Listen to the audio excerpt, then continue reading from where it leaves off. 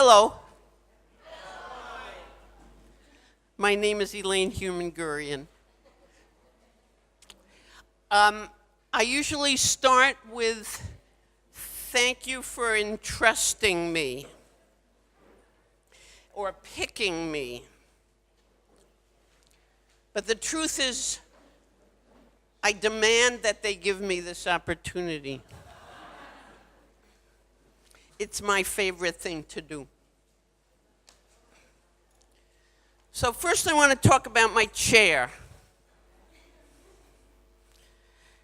In Argentina, and I didn't know this, you are so kind to your grandmother that if I go into any room and you are sitting and I walk in, you give me your chair.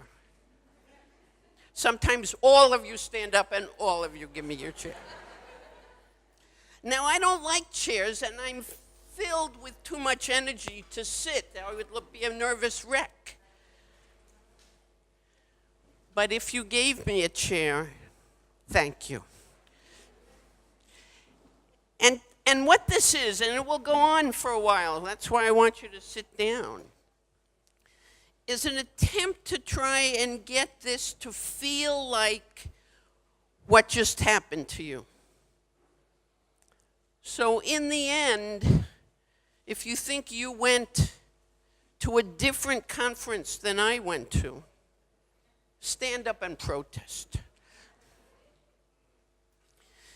This is a participatory speech. It gets louder and louder as I go on, because in the end we thank everybody. So this is a speech where you bang and clap and scream and sing music, and all of that's allowed.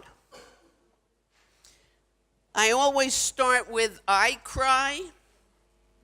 My children are used to this. Don't get worried. Oh my goodness, she's crying. I know I'm crying. It will stop. And you can cry. If I'm really good at this, you will cry. It's a measure of whether or not I'm doing it right. So if it's dry eye through the entire thing, I missed it.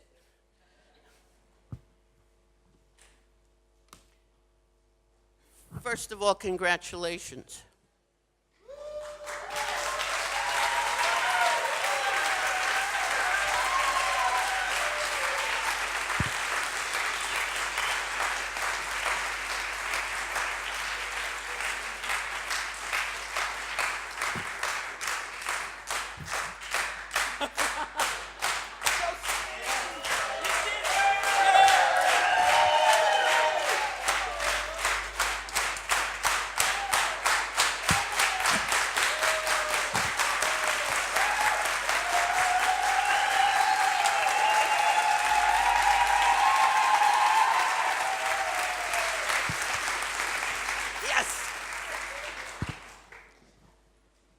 Let me point out that I come in two human forms. They are simultaneous.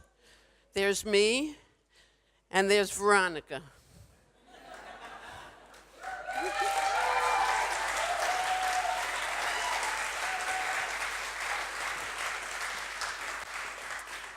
I first met Veronica. She was pregnant. I said to her yesterday, "How old is the baby?" She said 7 years. So that's how long we've been doing this together. Okay. The city, the outside of the city, the public space of the city can be a museum. Disruption in the city can make it possible to see anew, and you will never see the same way again. It's a wonderful sentence. I didn't say it. One of your tools leaders and one of your speech makers said it. She knows who it is, but that's a tip-off. So the outside of the city can be a museum. Disruption in the city can make it possible to see anew and never see the same way again. That was the overarching hope we had for you in this meeting. And while I'll go on about specifics, that's the hope we had. What I do, which is to interview a lot of you and make this up, is a high wire act. I don't get a do-over. This is it. But even much more difficult, TIPA does this without a do-over. They do it on the fly. They run it with hope and their experience that we will all get to the end point at the same time and we'll all be friends, and there is no do-over. We'll come back to TIPA, so hold your fire. But let me say that we know in TIPA that if we had to do it over, we would do some things differently. Or what I wrote down was perfect and imperfect. So it starts with reflections of what we would do over. We would have made the exhibit process a little less raggedy. Raggedy, is that a Spanish word? Do you know what? Uneven, unfinished. We would have made it clearer. But remember, let me take you back. The exhibition process was the third thing you did, right? You went to speeches that were truly wonderful. And then we went to tools, and you went to 4 different ones. I had the pleasure of going to all of them. They were also truly wonderful. So if we had to do that over, we were really happy with that. It's the exhibition process at the end, and that's your last part. That's not perfect. But one of the things we'd like to say is exhibition process is never perfect. And the tension of exhibition process and the anger and the frustration and the worry that happened here happens at every exhibition process. And while we think of redoing exhibition process, we have so far not come to one that allows us to love each other. So while it was raggedy and we would like to give you better and clearer instructions, the, oh my goodness, what am I supposed to do and by when and all, happens all the time.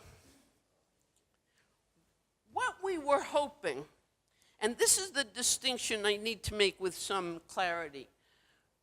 What we were hoping was that you learned a process, but you didn't get confused by how long, how serious, and how important exhibitions are when they are really done. We hope you learned the step-by-step process quick. But the exhibition process is not quick. And the final exhibition is not quick. So do not get confused. This is especially true because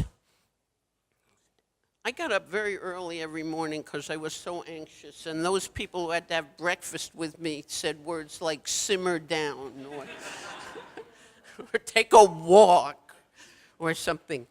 Because people with expertise came to me and used a word, and the word is disrespect.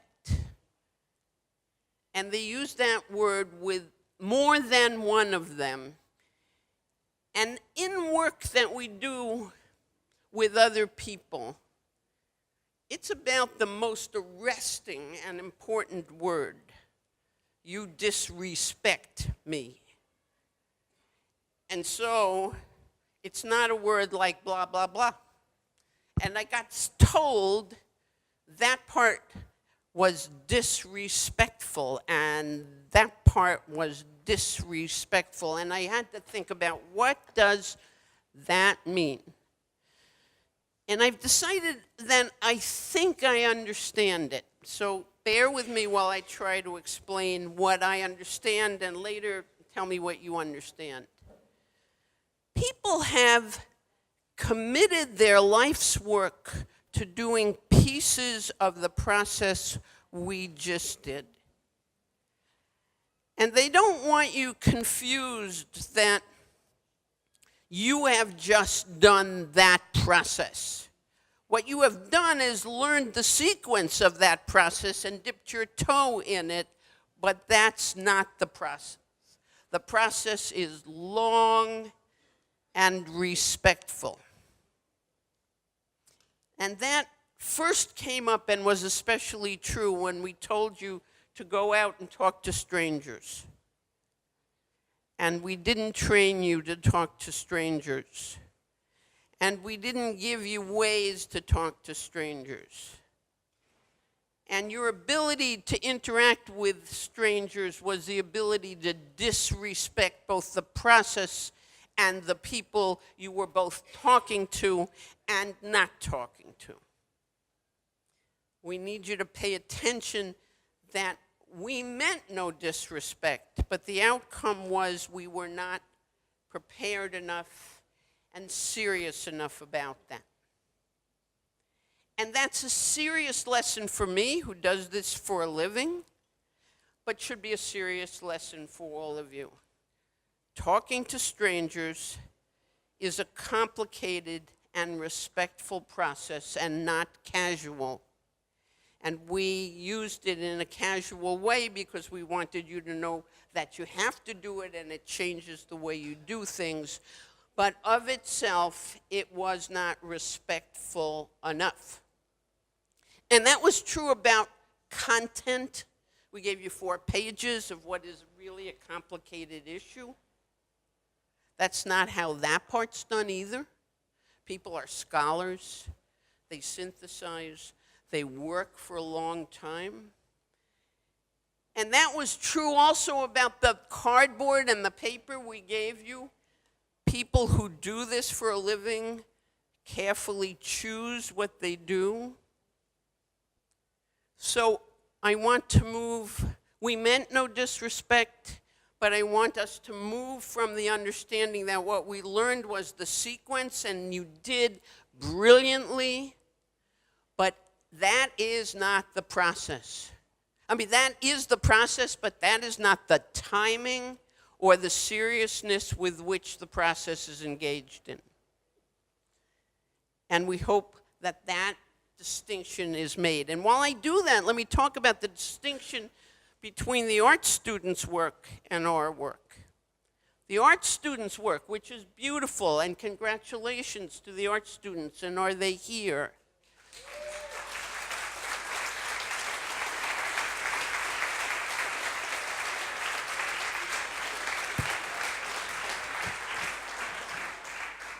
Was a process that did take time, that did have the seriousness of purpose, but it was a single, more focused purpose of design. And if we look at what we did a very complex process of interrelationships, of a relationship between designer and content, about relationship between our discipline and the outside, and in a very freighted and complicated world.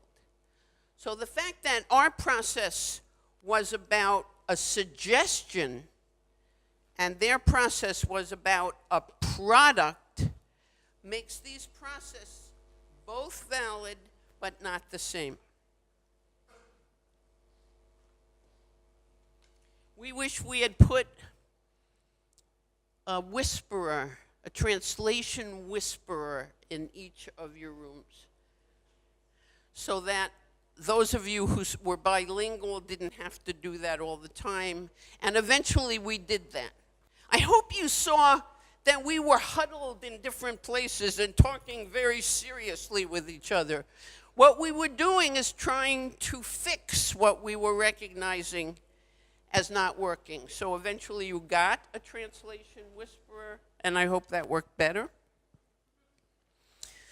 We would have trained our facilitators separately from you, and next time we look forward to doing that. We would have liked to have done that. We didn't recognize that fast enough. But thank you, facilitators.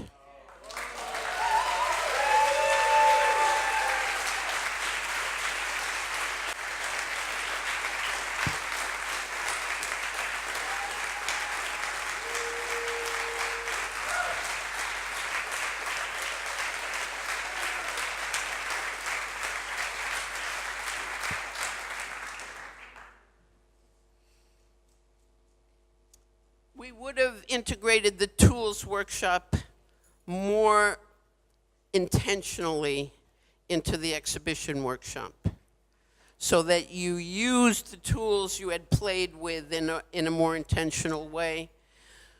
But I must say that I thought the tools workshops were brilliant. So if you will give the tools guys.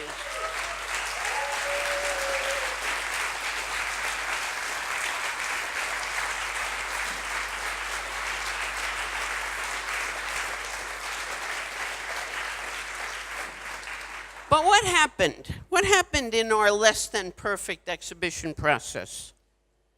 You stepped up.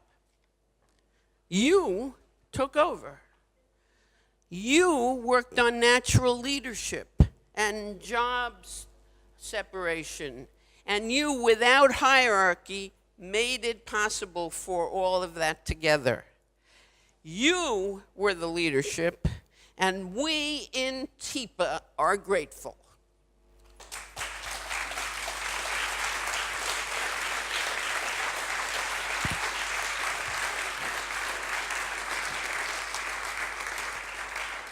So I don't know why each of you individually came here. And let me recognize that individuals came for very different reasons, but let me talk a little more about generosity. People came here with very senior skills. And people came here as students wanting to learn the skills. And on one of my breakfast meltdowns, I said to the people with very senior skills, "Do you want me to anoint you? Do you want me to declare you the head? Do you want?" They said, "Would you go for a walk?" No. We are learning as much as everyone in that space. We are back in touch with each other. We are in our group, and please don't do that. Would you like your own translator? No, go for a walk. Because while there were very uneven experiences, there was learning on both sides.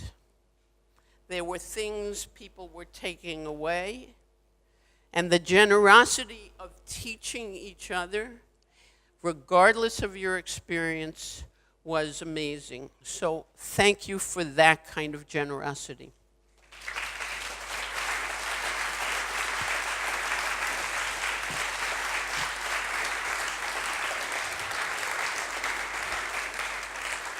Our aspirations. As I said, I don't know what your aspirations are, but our aspirations were that you would go away with an understanding of a process and could take pieces of the process with you in ways that were useful for you. That you would understand design tools and design skills are useful and important, and if you were not the designer in your process, that you would have some, in Yiddish we say rachmanis, some pity for the designer. Some understanding is a better highfalutin word, but pity, I'll take that. That we would hope, and this is one of my favorite tools workshops, so I'm going to single out a person. At one point in the tools workshop, Michael puts out a very, very beautiful graph. So it's the usual graph. It goes like this. It has words on the bottom. It's very simple. And it says, this is what happens if you ask permission. It takes time and money. So now I will teach you how to do all of this without ever asking permission. That was one of the things you learned. How can you make an incursion into the city as a guerrilla, as an unauthorized human? What are the tools that allow you to do that? It's very useful. That designing, I hope you take away that designing an exhibition is a complex process filled with frustration, and it is the standing up to frustration and thwart within a location of civility that makes all exhibitions. And thank you all for being civil. Because I've been involved in exhibitions which were less than civil. That the site and the city is an opportunity, and in using it, you change the ways the city operates. And your tryout today, even though 2 hours, must have told you that. I was at the Cabildo project that was in the middle of the Plaza de Mayo, where people had to walk through an arch or had to engage in an arch, and there was no question that it was changing the progress of people. So congratulations to that, but it was true in all your projects that you were distorting what was going on.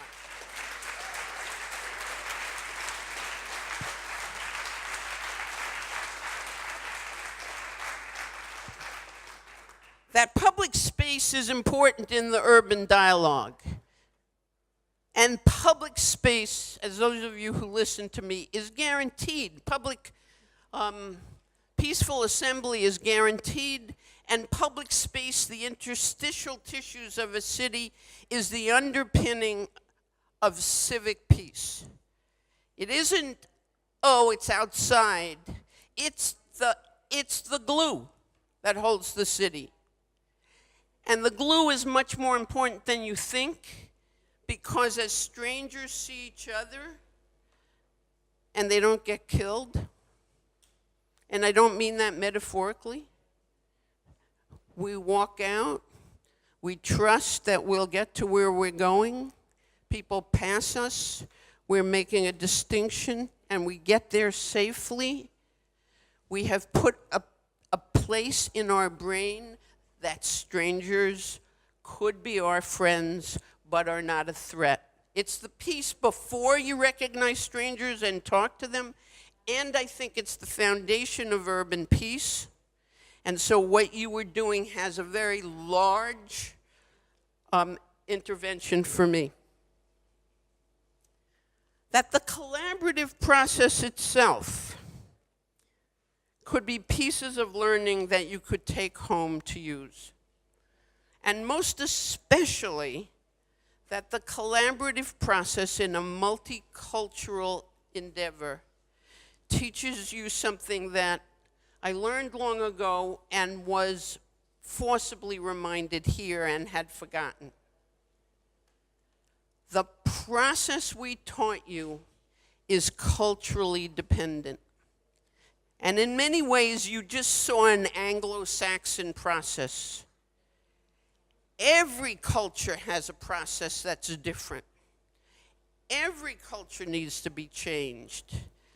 And there are very extremes about how decisions are made in group process, but what you had to do was culturally negotiate a process. And that is probably, for me, the most powerful lesson that you ever got here.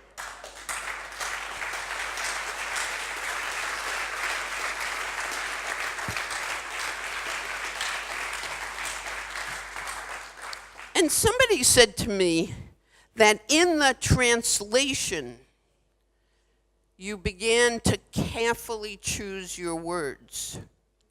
That you spoke more precisely, more carefully, because who wants to have all that blah, blah translated? Let's get to the point.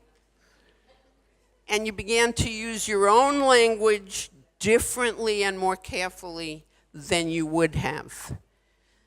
The result of collaborative work cross-culturally is hard in the beginning, but the outcome means that you could not have done it within your own private culture. It's a synthesis of cultures or a compromise of cultures. And it is the reason we talk about inclusion and integration and welcome. And it is because the product can't happen that way unless we talk to each other and acknowledge and respect the cultural view we're working with. Now you can applaud.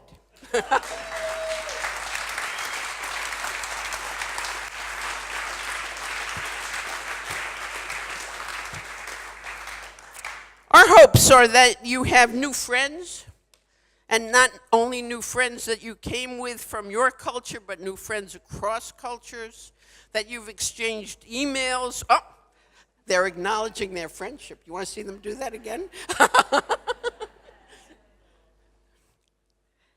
That you all have new networks, that you all have new connections, and that you've all been quite forceful about, this is what I know how to do, can I work with you, would you let me work with it? I know I've been about all people here saying, I want to work with you, I want to work with you, so do that if you haven't done that. I hope you've learned that the public needs to be consulted, that you actually don't know what they're thinking, that you are walking in with prejudice that you have to test, but that the public needs to be consulted carefully, with respect, and with their permission. This is not a simple process, but it's a necessary and important one.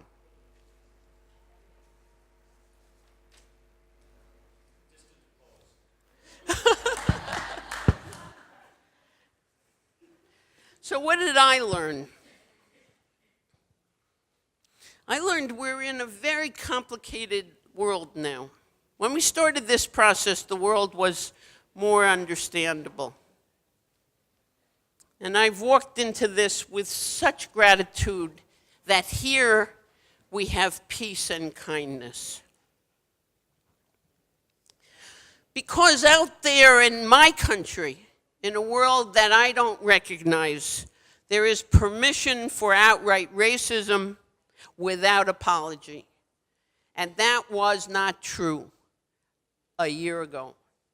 It doesn't mean there wasn't racism, but there certainly wasn't permission to be overtly racist in the public arena without apology.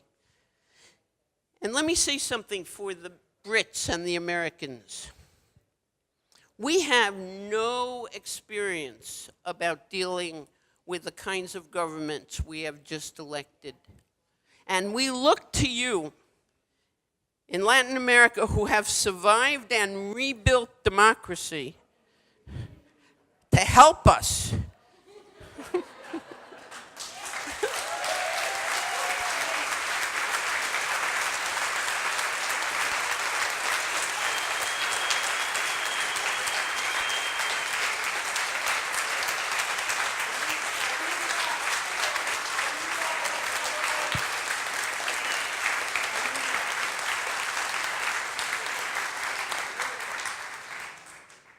A social justice setback does not mean giving up hope. In fact, what it means is keeping our powder dry and organizing. I think I am sitting in a cell of organization I can count on. And I'm not kidding. We are all going home to figure out what within the boundaries of our own country organization and resistance looks like. And again, you guys know more about that than we do, so don't mind if we call you up.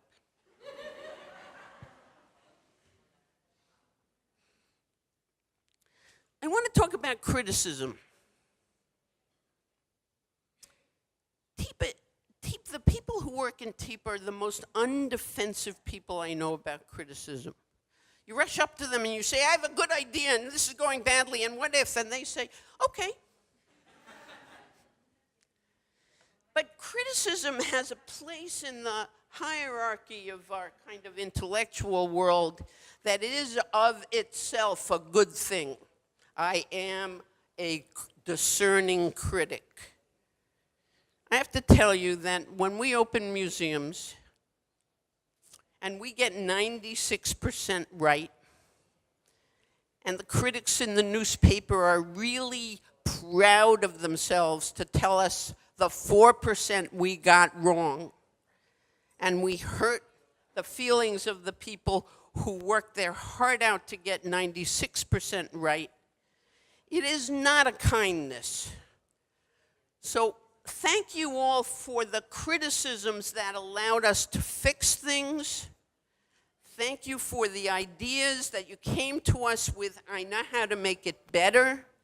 That's the kind of criticism that is really useful for us. And we in TIPA are grateful.